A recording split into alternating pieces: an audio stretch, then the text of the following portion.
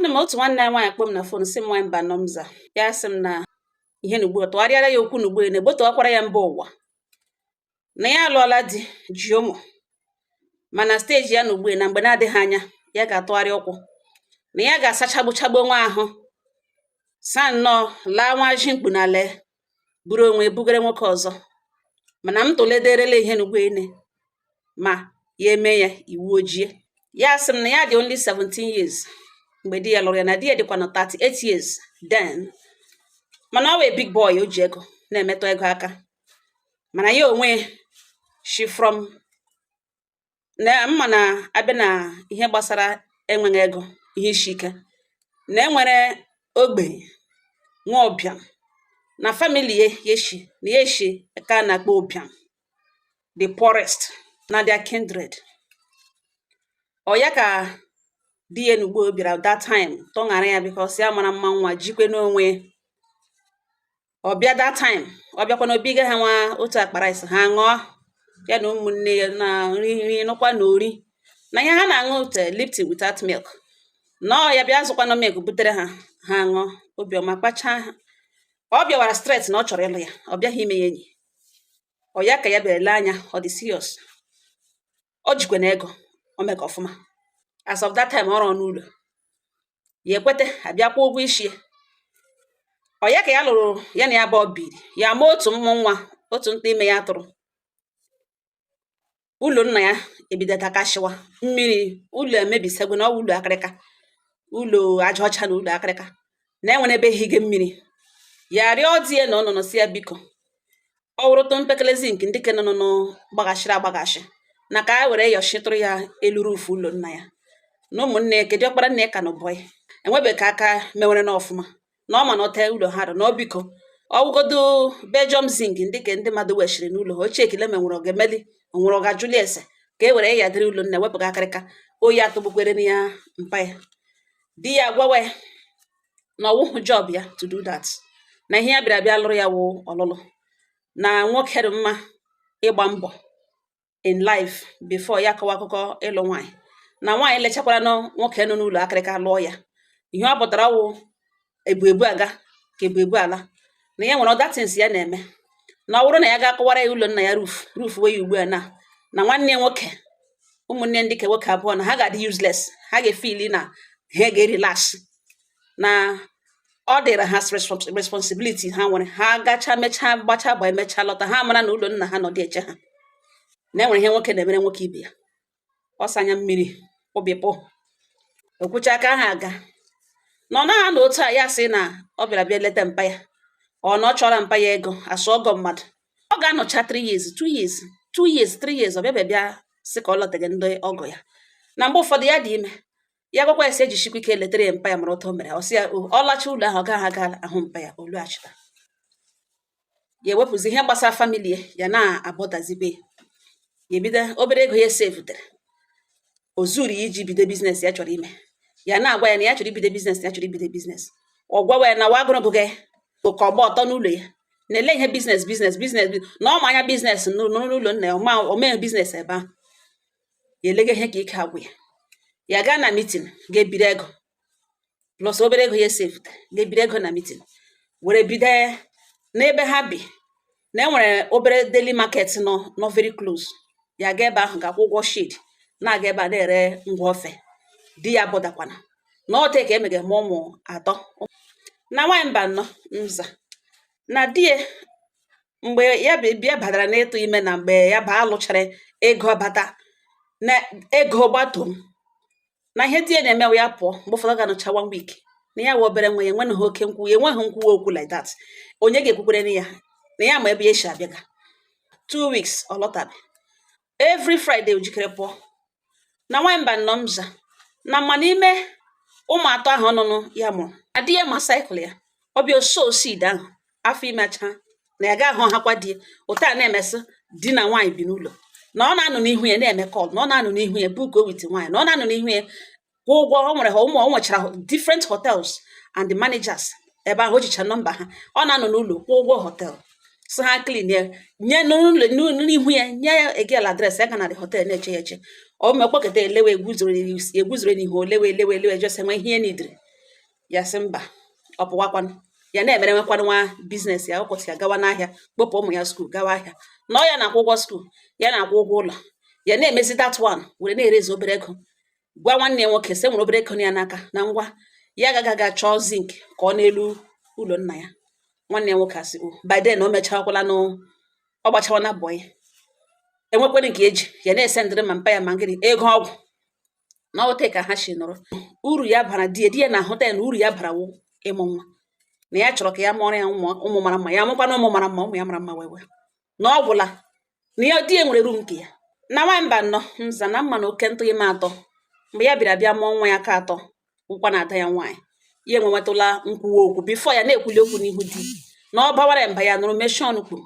na ọ na-etriti ya like enwe ihe emedi elejighị anya emedi rijugo afọ emedi edenwere n'ezigbo ụlọ na ọ gwụla otediechi ahụta ya na-abana ya na ya na onwe okwu di ekwubokwu bifo ya chalenji ya mana mgbe ụfọdụ ya ga-achọ ka ya na ya abụọ nọrọ kpa nkata di ya na-ahụta ya na eruhu ya na ya abụọ ịbịa nọrọ na-akpa nkata na ya agaghị elekọta ọpọchuniti ọ bụla ọsị ya ga-elekọta ụmụaka ya ga na rum ụmụaka ga-ele ihe ha mega ebe a na ọ lọta na ịkwanye ya bịa n'akụkụ nọrọ sị ya ga-ele ihe ụmụaka mega na rum wọk ya tof his presence na otechi nọrọ ya ebezi ya na-abụdazi na mgbe ụfọdụ ya ga-enye ididi ya na enwe ebe ahụ dịrị ya nọrọ arọ nda nọrọ ọ ga-anọ nkọl with girls and o nwere rum ya o send to ha chọdị ihe ma ọ bataghala sị nye eri ya esa abụkwana ya nri na ya anaghị anwa ya taa na-ekwe nkwuwa okwu enweghị nkwuwa okwu ruo nke ya mụchara nwa ya ka atọ ya jụọ ya si ya na ele otu ya na mmadụ dị ndụ ga-esi biri n'ime ụlọ ọ gaghị ama na ọ ya na nwaanyị nọ n'ime ụlọ na ihe ọ na-eme ọ dị mma na since o jiri lụọ ya na orubeghị ugboro 6 nkịtị orubeghị ugboro 6 ya na ya abụọ nọrọ dịka di na nwunye n'elu bedị kpaa nkata kọdụla onwe ha gwuo egwu dịka di na nwunye na ọmadị na ya wụ mmadụ ka ọ because of ọ na-ahụta ya na eshina from a poor family n'obi onye ga-ekwuri ya ọ sị di ya elewe siri ili ọ ihe o kwuru ya sị di ya sị ya nwere ya lọta onye ya ga-asịtara ya special gift na wụ ihe a na-ewere iwe ya gbanọ nkịtị ọ ya ka di ya nụtara lowara after 4 days ga-azụrụ vibrator wetere si ele ihe n'ugboelu na mgbe ọbụla ya nidiri ya na ya gwa ihe n'ọkụ ya na-ele di ya ọ na-practice the thing na-eji ya otu esi use the thing ya na-ele ya elege ya ọ na-emekwa the thing na-eji ya gwa ya n'ọkụ the thing na vibrate ọ na-eji ya na-atara akụziri esi elekwa otu na-esi use ya nke esi ọ na ya anọghị ya ya elegide obi agba ya njọ mkpịrịsị anya mmiri abụọ akpọbipụ ya n'anya na-ele somebody ya kpụrụ di ya gba ya nkịtị o were jicha ya datin tijuo he na katọn ya nara ya na si ya thank you were ihe nụtara ga doega na akpati igbe ya doega na igbe ya chege ihe ka chege ihe ọ na-emezi wee lọta ọjọọ esi eyuzukwere datin ya si yes na ya yuzuru ya na nsogbu anụ dị ya si good nakwa likere ya otu dịtị nọrọ ọrụ ọfụma ya si yes na ọrụ ọfụma ya chịwa ya elekiri ya gawa na kichin ya nọrọ onwe sọbịarala ya otu ọchị bịara nsogbu anụ anọzi n'elu ya Chineke na-eme ebere nwanne ya nwoke eduo ya ebido gbawa mbọ menwe ọfụma kwatu ụlọ aja ọcha n'ụlọ ha ya na nwanne ya nwoke ka ọzọ ka osogidekwa ha tụgba aka rụọ ezigbo ụlọ n'ụlọ ha rụọ ezigbo ụlọ ọ nọgacha di ya nọgachakwa ya na ya nọrọ na nwanne ya nwoke rụga ụlọ nakwa enweghị otu o si ewere ga send ga ebe ahụ n'ihi na ya mara ya na drọp ego ss na ọ nọ ọnọdụ ka ụlọ arụga n'ụlọ nne na nna ya na ọrụ ka ego ka eji arụga ya because ya mara ya na drop enough money no save ga ego na ego ọ save rutere na by now ga-ezu iji rụọ ụlọ ahụ arụga n'ụlọ nna ya na ọ bụrụ na ego ya bayiri di ya na ya deserve thank you ya gwawa di ya si na ya nwe ikwu otu ahụ pụtara na ọ chọọ ka nwanne ya nwoke ụmụnne eto ọ hụta ha na ha ga-eto ka ọwa nwebeghị idea na nwanne nwoke emene free kemgbe 3 years that means ọ zụpụtagaghị ego ka ọwụ ọhụga hụ na nna ha enweghị ụlọ na ọ na-eme ya thank you n'ụdị gịnị ka ihe nwanne nwoke ga-eji savụcha bido ka ree zụọ ahịa for 3 years ya na younger brother ha atọkọ aka n'ụlọ na-asị wetara ya thank you n'ụdị gịnị na ego ole ka onye ke di ya sị nọkwa na ọrụ ka ọ nọrọ n'aka ya too na ya gwụga ihe kena ya hapụ ya gawa na kichin wee sị ọ ga-agba moto ga ebe a ga-agwa ha sị ya thank you ya gawa mekọrọ ihe ya mega na nwa bara otu ya na di ya shibiri ya mụrụ nwa ya ka ikpeazụ at the age of 24 lock up na ya na-amụgazi na ya nwa dị 33 years now na di ya nọ 50s na mleze ihe na-eme nọ na biznes di ya agaga ọwụ naanị na biznes agagawo ha agaga na o nwere diabetes ka ihe nyenwe ya nsogbu. Ọ họwarala ya nri, ọ naghịzi aṅụ alcohol, ọ naghị erizi ihe ndị ụgwọ na-eribu before na-eme ya enjoy. In fact, ọ naghị eje ihe ike, ọka na-eme ya pụọ ya lu mgbe ọ sịrị, ọ naghị ejikwa ụmụ njem ndị dị otu ahụ, ọ naghị ekwe, ọ naghị apụzikwe na ọ na-anọkọwazi n'ụlọ na ugbu azi ka ọ na-achọ ịbịa ruo ya nso. Na ihe esoghị eziokwu na-awụ ụmụaka etoshiela na ya shi na room ya bịa ka ya na ya abụọ nọrọ nwa na the room, ya gwa ya sọ dị possible, ya dị used to that. Di ya sọ gịnị ka ọ na-akọ na ọ ya lụrụ na ọ ya ga-ekwu nke ga-eme na otu ọ ga-esi eme. Ya jụwa di si ya na ya abụọ lụrụ in the total number of years ya na ebirile na ọ gwụla naanị mgbe ọ chọrọ ka ya mụọ nwa ka ọ na-abịa tọọ ya ime gashi ike n'ihi na ọ lụrụ ya na nwata. Na mgbe agụrụ di na-agụ ya ka ọ zụrụrụ vibrator nye na o rughị ya nso mgbe o ji ahụ, ọ wụrụ ugbu a akpa shuga ka ọ na-eto ebe ọ na-aga ịzaiga ndanda na ahụhụ na ahụ ya yanwa na ọ dị possible na ọ gaghị awụ ọkụ na ọ pịa na time ya na time ya now to be happy whichever way she wants to be happy. Na ọ bọdala onwe ya na ọhụrụ ihe ọ na-akọ na ya na o tekwele na onye ka ọ na-agwa tekwele na o tekwele na ya eshi Gambia lu o tekwa ya na-ebi nkana na ugbu ọrịa wara ọ gbarala akpa shuga ka ọ na-abịa asị ya na o tekwele na ọ sị di ya bara na-ele because ike agwụzeli ya that day sef ọ gbara insulin ọ dị down. Ya nọzi ada nnezi ya kpee na phone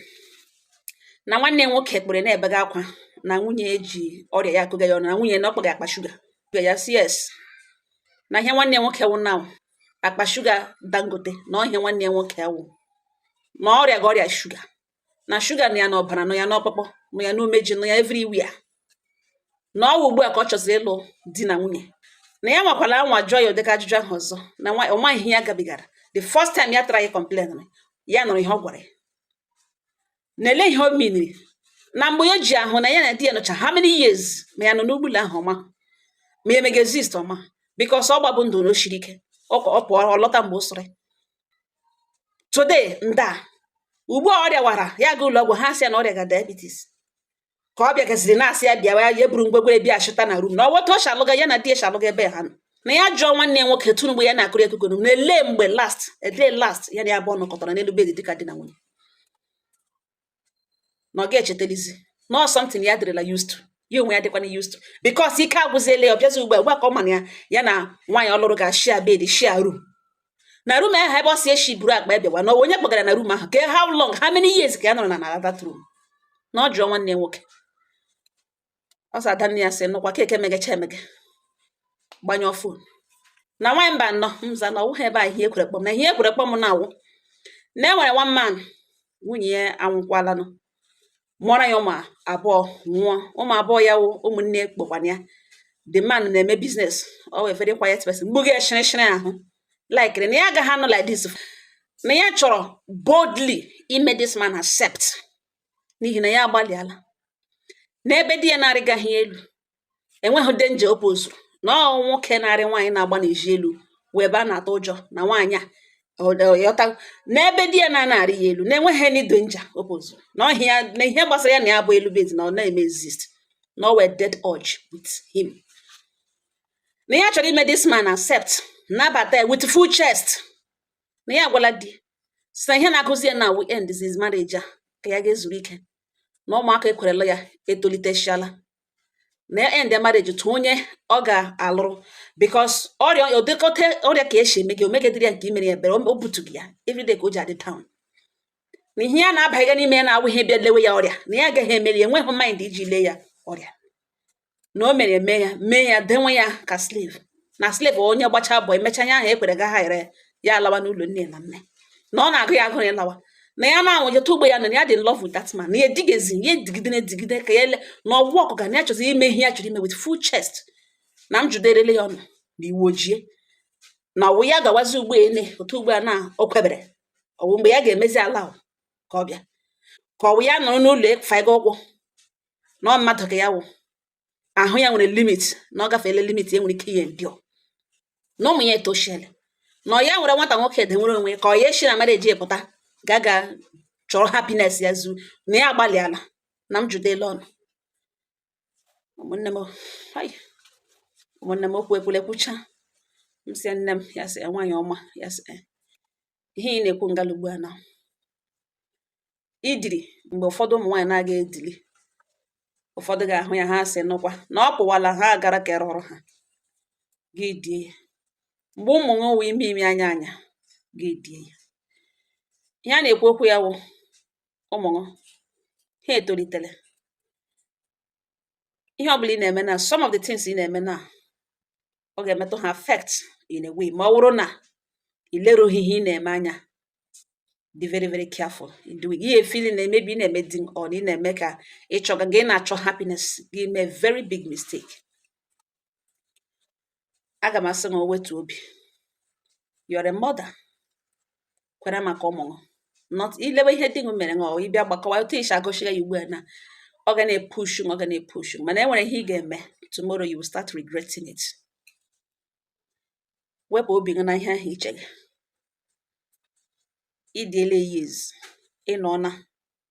lewedole ihe ụbọchị ga-eweta mana ote ka dị married gị na di gị ka na owite ụmụ gị torule n'ihu ṅụ wepụta echiche ṅụ na ihe dị otu ahụ biko nne m wetu obi arịrịọ ka m rịọga nyetụkwuo the situation a chance. Aga m agbata ọkwara ya ụmụnne enwe ihe unu nwere ịgwa nwanne anyị nwaanyị ọ sị na ebe di ya na-arịgaghị elu na enweghị denje o pozuru na biznes ya ka o ji epozu na ndụ ya na ya enwene somebody nọ standby ya na ya abụọ na ya adịla in love with that man already na ya nọrọ nga atụgharịwa ọkwụ ga-enwere nwe inner joy elu na ọtọ na ya dị only 33 years na ugbu a ka ahụ ya naghị ụfọdụ ihe na ugbu a na ya di ya adịla daa na ọrịa gawa ọrịa na ya eshizi na the marriage pụta ga-chọrọ happiness ka ọ ya nọrọ nga were this man enwere onwe udo ochie onye ọbụla nụrụ that they will be good ka ọ ya na ịga mezie di ya na ugbu a accept n'otu ugbo ọrịa warala ugbu a ka ọjọọ ya ga-enwe ịnabata this man n'otu ugbo ọrịa wara na condition ya na m judele na ụmụnne m agwala m ihe m gwara rịọkwa na ya sọ na ihe m kwuru bet mgboto were ndị ụwa ka ya nụgodo ihe a na-ekwu ụfọdụ nwa na ha na-agba n'ezi na dina na njidele ndị na ya pụtara fu wute obi oche ime ya na ndị ya dị redi ịla ụmụ ya etoshiala na enweghị uru ọ bara ezinụlọ nne na nna ya oge o bịara n'ụlọ ha bịa mee na ọwụ regret ka nna ya na nne nọ n'ebe n'ụlọ gwa ihe unu ga-eme ma ọ wụrụ ụlọ ụmụnne m ọ wụ otu ọsụ m shi bịa gbotoro ya ọnụ ike na-alụ ala ike anaghị ala elu onye na-eme nke ọ na-eme mara na echi dị ngwa ngwa iwetere onye ọbụla ụgwọ ọrụ dịka ihe ọ rụtara ụnyaahụ shiri gba ọ nga ọha m n'ọnụ udo dịrị ọnụ.